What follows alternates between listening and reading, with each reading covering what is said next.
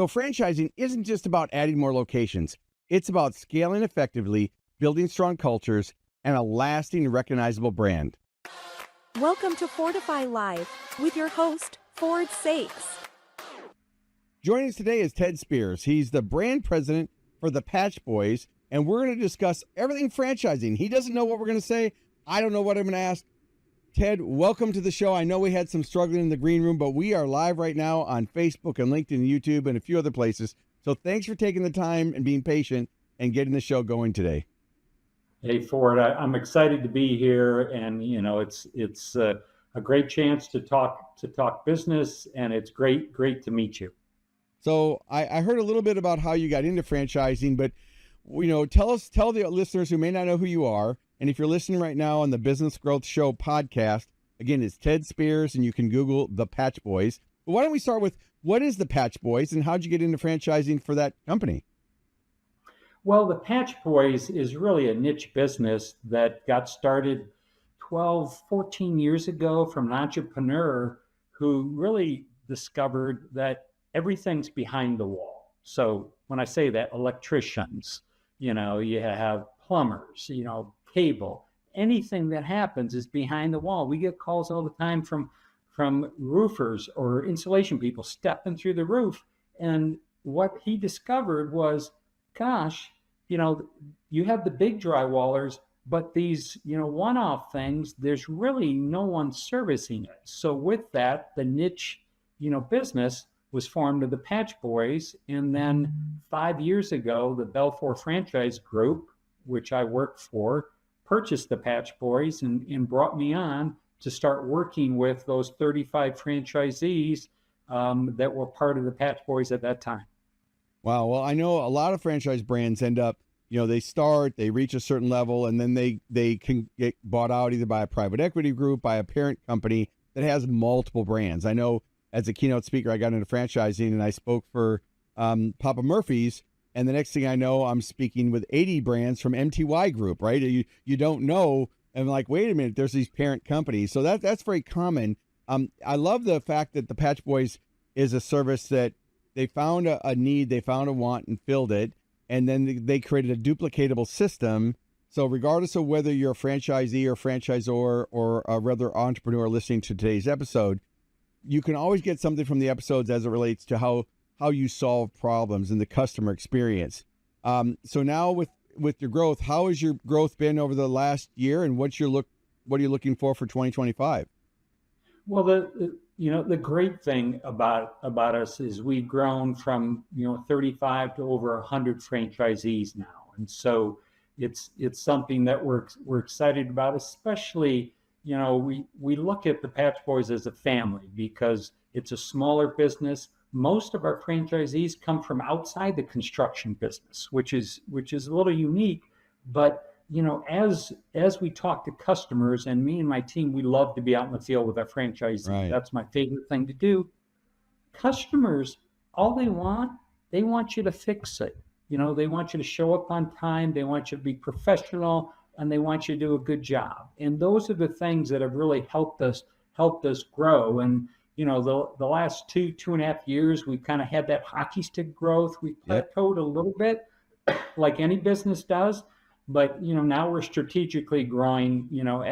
As we continue to fine tune our strategies, work with our franchisees and that family of franchisees that have been with us for a number of years.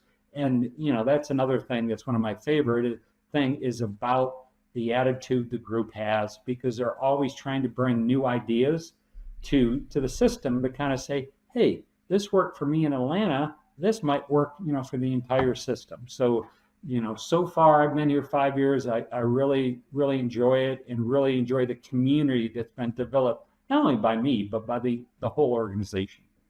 Well, I know that I work with a lot of franchise brands all the way up. You have that plateau. The magic number is like 100, right? And then it jumps up to several hundred and thousands from there. But a lot of them struggle to even make that 100 unit number. Along the way, the brands that I've seen that really work good are like what you're saying, is they've created systems in place with great communication, and they care. The brands that I've seen succeed are the ones that really care about the franchisees. The ones I've seen struggle are, if I have somebody on my show and they're like, we're just trying to get to 100 units so I can flip it. I'm like, oh no, please. I don't want my listeners to think that that's what we're trying to do, because franchising is such a good model for people. I mean, as an entrepreneur myself, I've had 17 different companies, and I've had to make the same mistakes so many times because I didn't have systems and processes to follow. And so, if you're even thinking about franchising, you want to find a franchise brand like yours that has great systems, but then also cares about their franchisees and has that two-way communication, whether it's through a franchise advisory council or whether it's just through, the regional development people or the multi-unit owners. Now, do you also have multi-brand owners within yours? Because I know the Belfour Group has so many other brands. Are some of your franchisees also multi-brand owners? Well, a couple of things you got into there. One, you're right. The Belfour Franchise Group and Rusty Amarante, who runs our company, I'd be in trouble if I didn't say this, is we don't buy franchise systems to flip them. If you right, look, of course not. And full disclosure, everybody listening, that's not what I said. I'm very, very clear. Yeah, no, not at all. I don't think you said that, but just for your listeners, we buy to invest. And really the strategy that the Belfour and Sheldon Yellen and Rusty, the company has, is really to provide complementary businesses in the home and services area. So it's not only the Patch Boys, we have 1-800-WATER, we have Z Plumbers, we have, so many different companies, and we work, and that's part of the secret sauce, right? Because, hey, if I go in, our number one job are ceilings. So if I go into a ceiling and they normally there's a leak. If they haven't fixed the leak, I'm going to tell that customer, let's get a hold of a plumber first before I tear that open, fix it, and then you have that same leak. And so that concept is really how our parent company was built, was to provide complementary services. So together we can come in and take care of that customer. Yeah. So, I mean, and I know this is about the Patch Boys today, but if you are interested, you can go to belfourfranchisegroup.com online. They've got 1-800-BOARD UP. They've got 1-800-WATER DAMAGE. They've got, Blue Kangaroo, Packout Z's, and ChemDry, and Duct Z, Hood Z, Enhance, the Patch Boys, of course, Red Box Dumpsters, Safer Home Services, Cool Blends. We got a couple more. Winmar, Property Restoration Specialists, Plumber Z, and Junk Co. So there's 14 brands.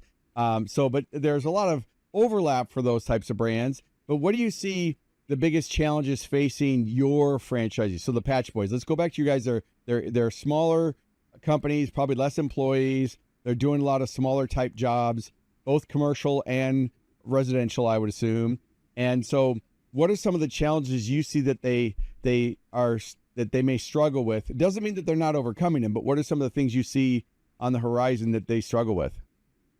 Well, I'd say two things are one of the challenges is during COVID, once you got through the first few months, our business took off.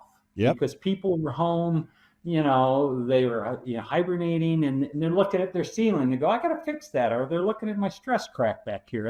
And so from that, our business and leads weren't an issue. Now our business is still growing, but we have to fight and work for every lead. It's a lot harder, and there's networking that we have to do. And we're at the B&I groups, and we're always, trying to work with our customers from a review standpoint. So it's harder to get the business.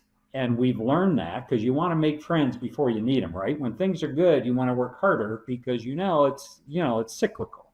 And so that's definitely something, from our standpoint that we've seen with our franchisees. The other challenge, and most businesses and home services have this, is the technicians. We hire an experienced technician, that has 5 years or more of experience, because fixing drywall isn't easy.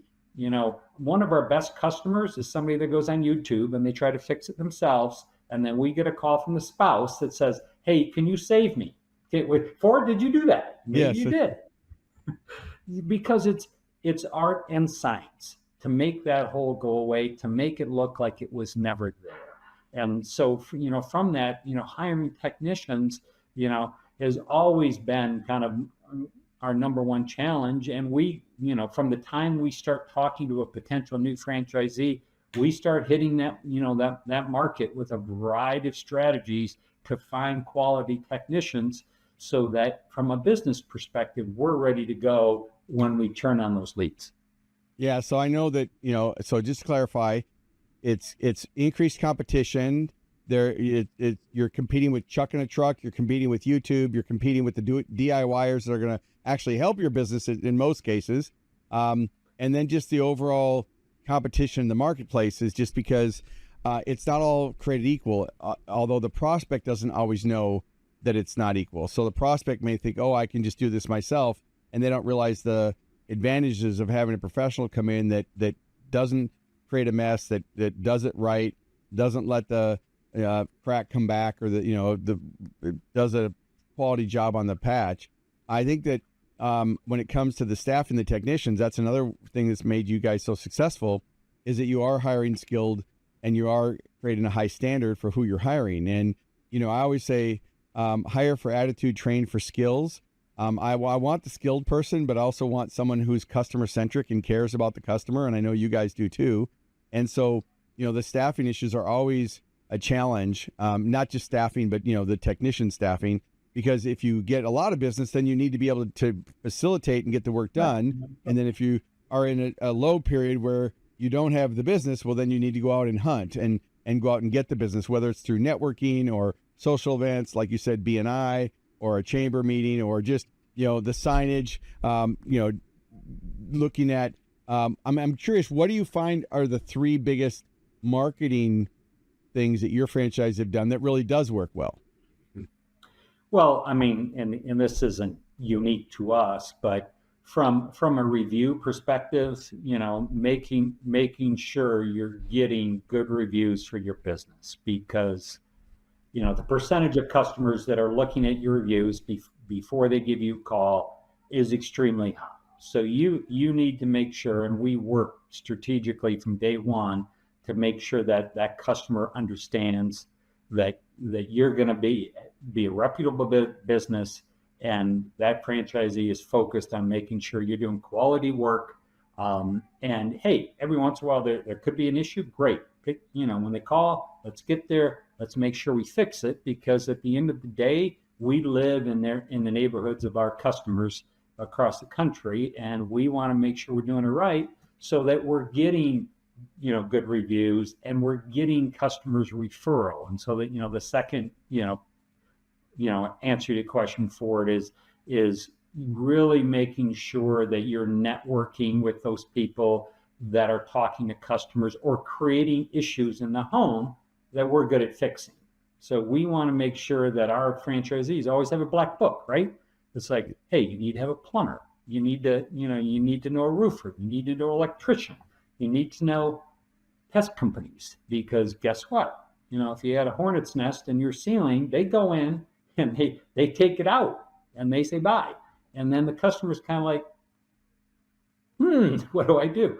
So we want to make sure that we're constantly working, and it goes both ways, right? We want to bring business to them and vice versa. So those are the things that we really try to work on with our franchisees, not only through training, but we have coaches that manage a third of each of our franchise systems, and they're in the field all the time, and they're reinforcing that, because, just January, February coming, those are slow months for a lot of businesses. Those are slow months for us. So we want to make sure we're working on those relationships now, so they can help us get through, some of those tough times. Well, I know that. So one of the things you can share with your coaches is, when I do a keynote or an on-site training for a franchise brand, and Google reviews are always one of the main things we talk about, is I tell them to look for the happiness moment. So the time to ask for the Google review is when the customer is showing appreciation. So as soon as someone says, wow, this looks great, that very second, that technician needs to pull out their phone and say these two things. Hey, can I capture that comment to share with my team? So the first step is identify the happiness moment. The second one is, hey, can I take a quick look? Can you share that with me so I can share it with my team? You don't say, can I take a video, put it all over Facebook and LinkedIn and YouTube? You just say, can I take a video to share it with my team? That diffuses them, makes them more comfortable. And then you just say, hey, what's your name? What was the experience like working with the Patch Boys? What'd you like best? And they give you the testimonial. And then you say, wow, Ted, that was so great. Do you mind if I use that? So once they've given you the video, then you can ask them for the, are you okay if I use that? So it's 3 steps. Identify the happiness moment, ask to share, to create comments and share it with the team, and then thank them and say, do you mind if I share it? They never mind. Once the video's done, 100% of the time, they're going to say yes. So that's one way. And then as far as the Google reviews, that's the other time too, is to make sure it's on your invoices that go out, your leave behind cards, everything. And then also when it comes to referrals for centers of influence, I don't know what your voicemail says or what kind of system, whether you're doing centralized answering the phones and doing the leads or whatever. But I always like to, if it's a voicemail, especially for a franchisee, to say, hey, you've reached the Patch Boys. I must be out helping, another customer right now. But please leave me a detailed message. And then I say, if you were referred to us, please let us know who we need to thank. Because what that does is it sets the stage for those prospects calling that you're going to give referrals. So the keywords are, if you were referred to us, please let us know who we need to thank. Because then that customer who's looking at Google, they're going down the list of calling the different companies, right? If they get a voicemail like that, it stops the scroll because it's like, wow, they care about referrals. They care about their customers. So that's just 2 quick tips. If you're referred to us, please let us know who you need to thank. And the third tip I'll give you is when they're building relationships with those other contractors, the plumbers, the pest control or whatever the brands outside of theirs, the best thing to do is to say, hey, I'd love to refer business to you. Please tell me who is your ideal customer and how would you like me to make the introduction? So those 2 questions. So who's your ideal customer? And you're really asking for, dollar value, project size, area of town, commercial, residential. So, obviously if they're a plumber, they're looking for people who need plumbing jobs, right? So you don't want to insult their intelligence. But if you just say, let me know who your ideal customer is and how would you like me to introduce them to you? Then once they've told you, then you can say, well, if you ever run across anybody who has a need for a patching service, a commercial, residential, we'd love to be your strategic partner. And if you build those relationships by that reciprocation, that really seems to help. But Google reviews, and for all of our listeners out there, one of the action steps should be, if you're in business, go to Google, look at your Google business reviews. Are you getting any reviews? What's interesting is I went to a remote company, so I now work out of my house. I have a 5-bedroom house, but it's basically set up as my office. And when I moved from my brick and mortar building to this office, I'm still having a challenge with Google authenticate, even though I show my address. Anybody wants to see where I live, they can Google it. They can see my house, my pool, where I live on the lake, whatever. But they won't accept my address as my business. So now I can't respond to any Google reviews. And so that's a side note, little brain fart there. I'll have to, go work on that after I get off this episode to get my Google business listing for my agency, who I've had for 34 years. But, it's Google. So I get the challenge.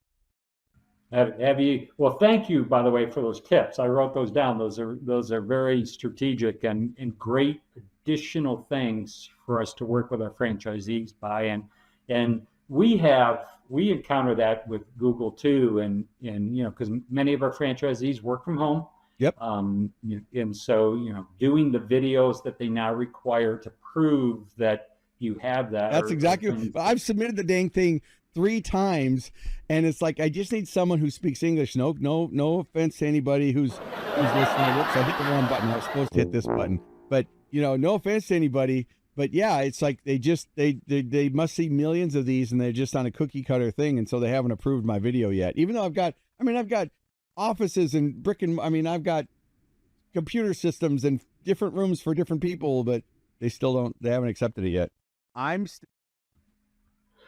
Well, it's never easy, but thank you so much for those tips. Those are great tips, and as each one of these little things can turn into a little thing that can add into a big thing. the biggest thing I've also seen when it comes to franchisees is you get three different kinds. You get the practitioner who really just likes to do the work. You get the leader and manager who's really just trying to run the business and loves people and loves teams. And then you have the marketing and sales people who really like to be out there building relationships and the customer experience.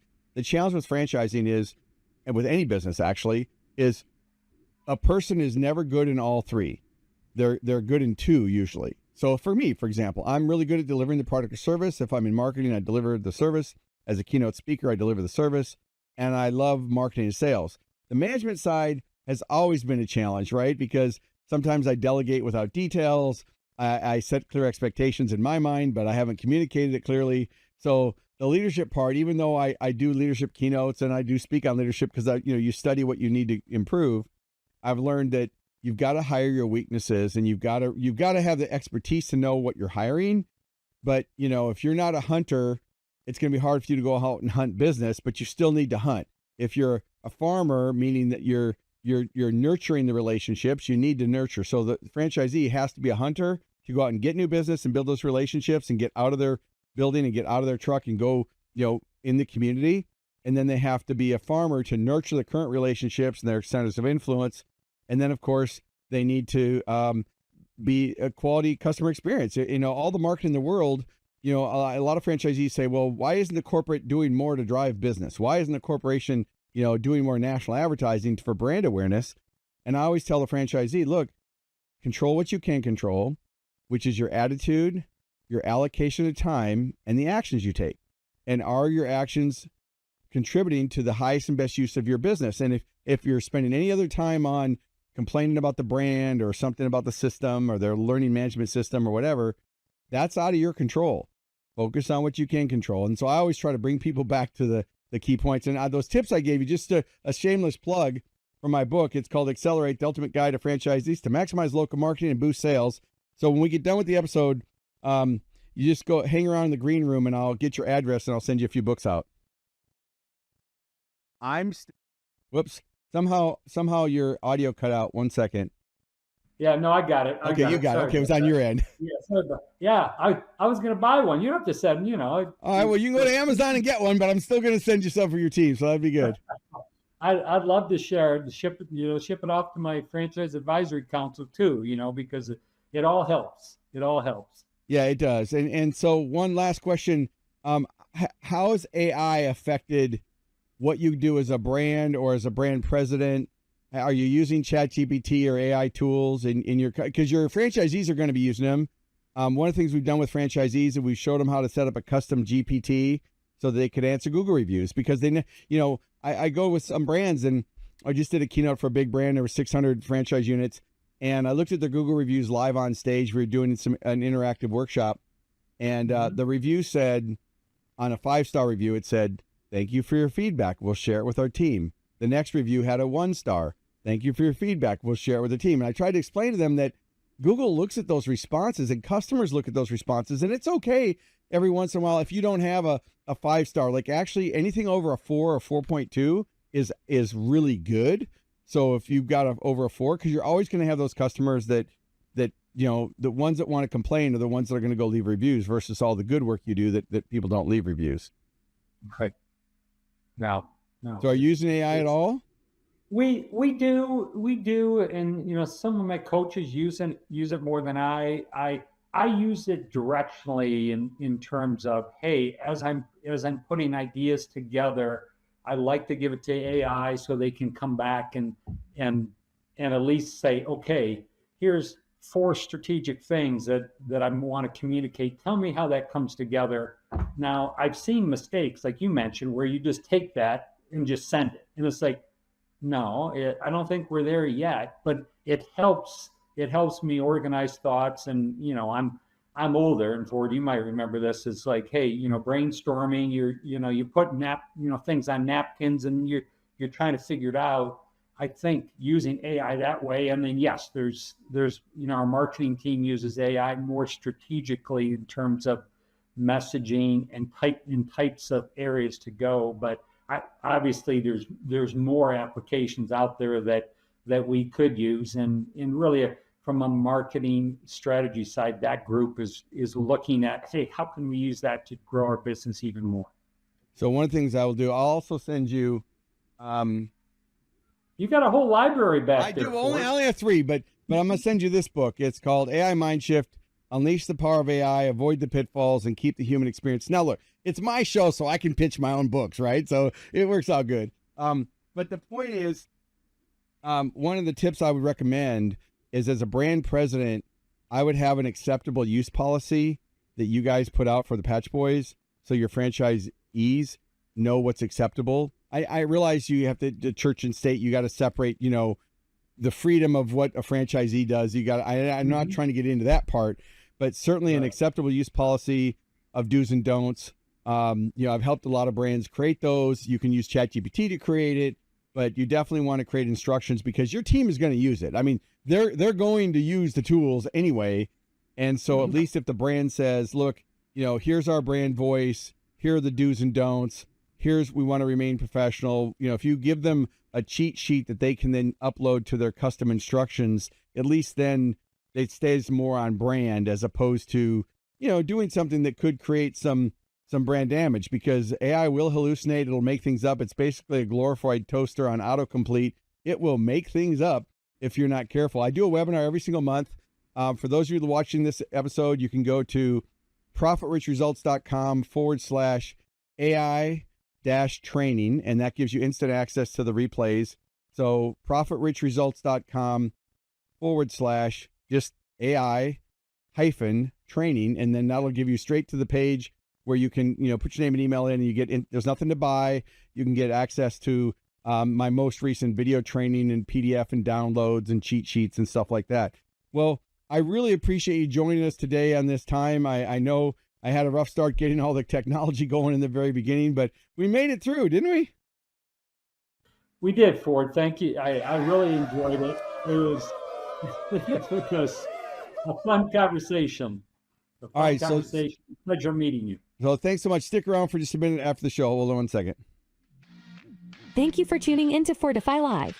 Make sure to like, comment, and share this episode on your favorite social media platform. And don't forget to subscribe to the Business Growth Show podcast, available wherever you get your podcast streaming fix.